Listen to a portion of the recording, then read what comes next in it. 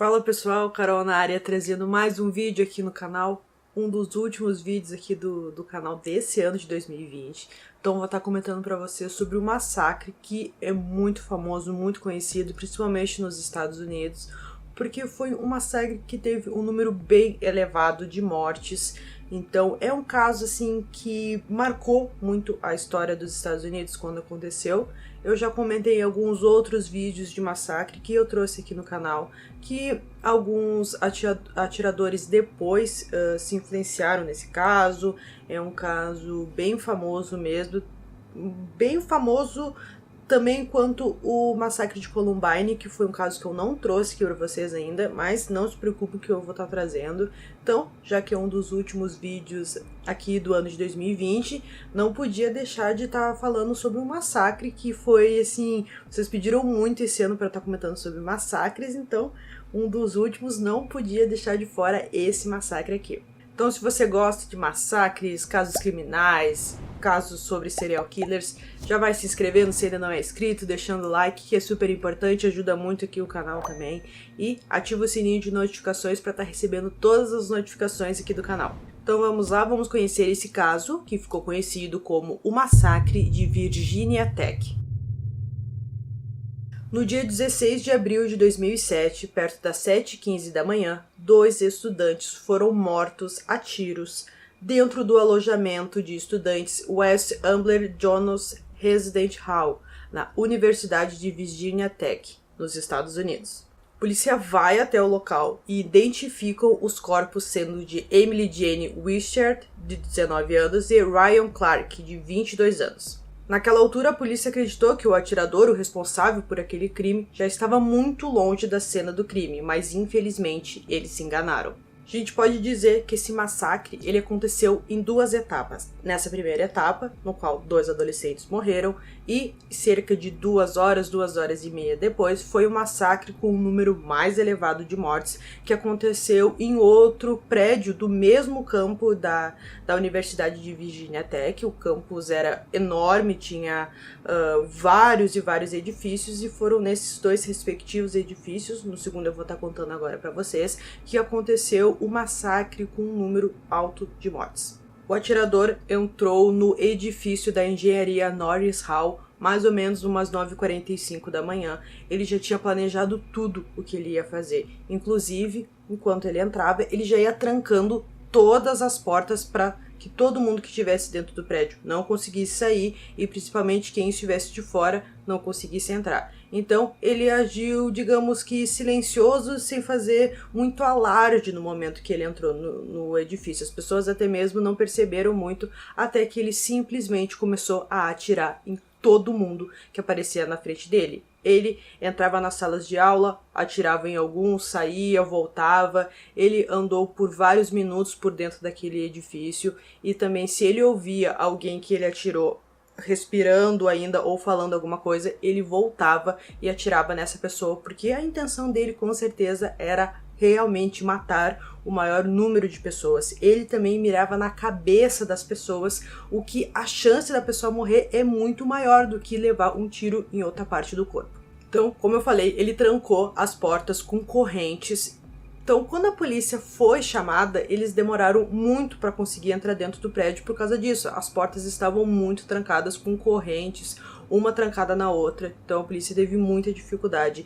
Eles levaram em torno ali de uns 11 minutos, não pense, 11 minutos é um intervalo grande de tempo, e o atirador conseguiu tirar a vida de várias pessoas. Alguns professores, ouvindo os sons dos tiros, eles tentaram fechar as portas, eles conseguiram salvar um grande número de alunos, de estudantes naquele momento, mas em alguns o atirador conseguiu abrir a porta, então ele matou diversos estudantes e professores também naquela manhã na universidade. Quando a polícia finalmente entra dentro do prédio, eles escutam uma moça gritando e falando que o atirador estava naquela sala de aula. Então a polícia vai até o local e quando eles chegam, o atirador já está morto. Ele mesmo deu um tiro na própria cabeça, ele viu que não teria como fugir, porque a polícia ia chegar, ia prender ele provavelmente, então ele preferiu estar tirando a sua própria vida, uma coisa que é muito comum de acontecer. Acho que em mais de 95% 95% dos casos de massacre que eu já trouxe aqui para vocês, os atiradores tiram a própria vida quando veem que vão ser pegos pela polícia. É uma tradição, a gente pode dizer assim, dos atiradores fazerem isso depois de realizarem um massacre. Então essa menina que chamou a polícia, ela foi muito importante porque ela avisou aonde o atirador estava, ela foi atingida pelo atirador antes, mas mesmo assim ela conseguiu sobreviver. Ao todo, 33 pessoas morreram e tiveram 15 feridos, incluindo os 2 jovens do primeiro prédio e o atirador.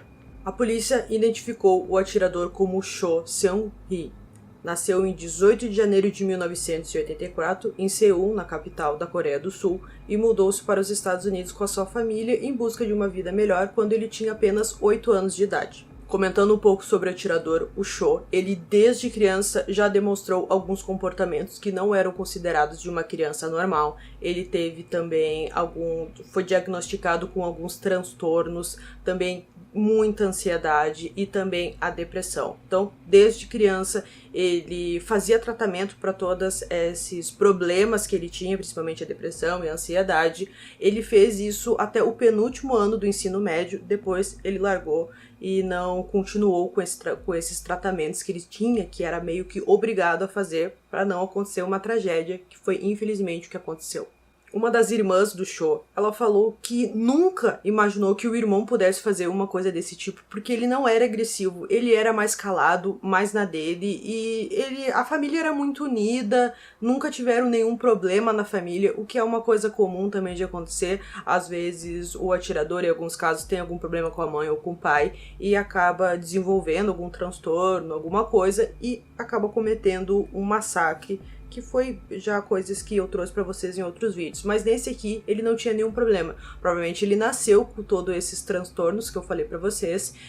Mas mesmo assim, segundo a irmã, ele era tranquilo, mais caladão na dele. E nunca demonstrou, assim, nem que pudesse ser uma pessoa extremamente violenta como ele foi naquela manhã.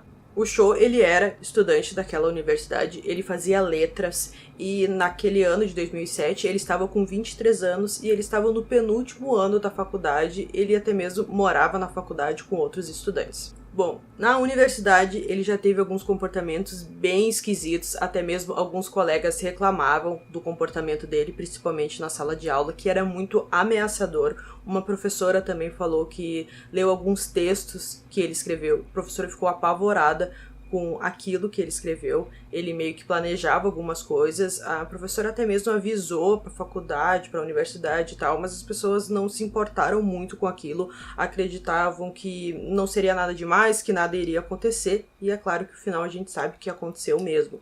Então, era um comportamento que ele já mostrava que não era uma pessoa normal, a gente pode dizer, que ele tinha todos aqueles transtornos, mas mesmo assim, a universidade, a gente pode dizer que não deu muita importância pro caso dele e que deveria ter reforçado mais a questão dele voltar com o tratamento que ele fez quando ele era criança e adolescente. Outro fato que chama muita atenção é que o Cho tinha 2 armas e as 2 armas foram compradas legalmente, uma pela internet e outra numa loja mesmo.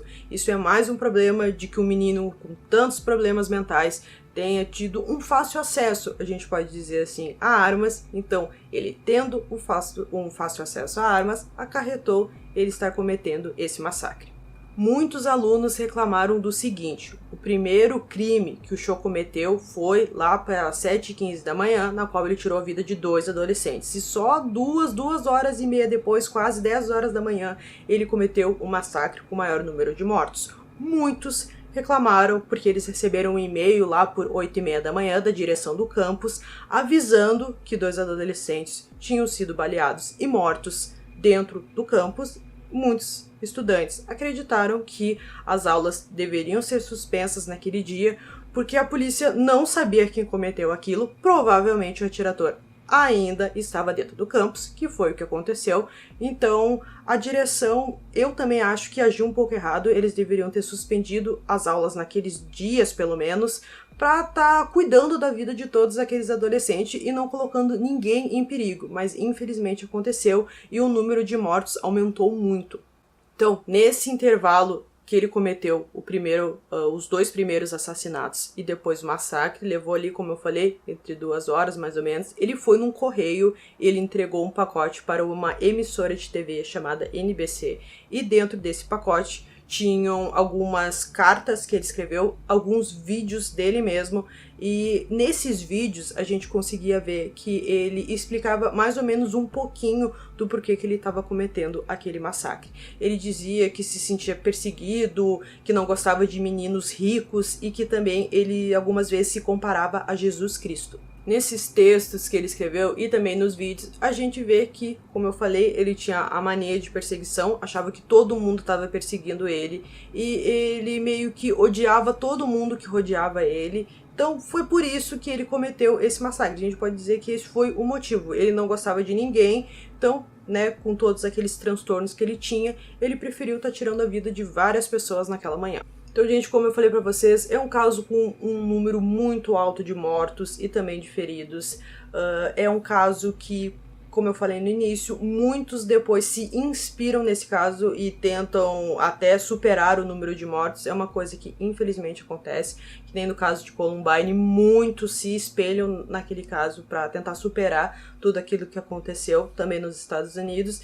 Então esses casos acontecem, algumas pessoas que já têm algum transtorno, alguma coisa, se inspiram e cometem um massacre tentando superar. Enfim, já trouxe vários massacres aqui para vocês, que até mesmo os próprios atiradores comentavam antes de cometer o massacre sobre o caso da Virginia Tech e também o de Columbine. Se você conhece algum outro massacre e quer que eu esteja comentando aqui no canal, caso eu ainda não tenha comentado, você pode deixar aqui nos comentários que com certeza eu vou estar trazendo um vídeo aqui pro canal.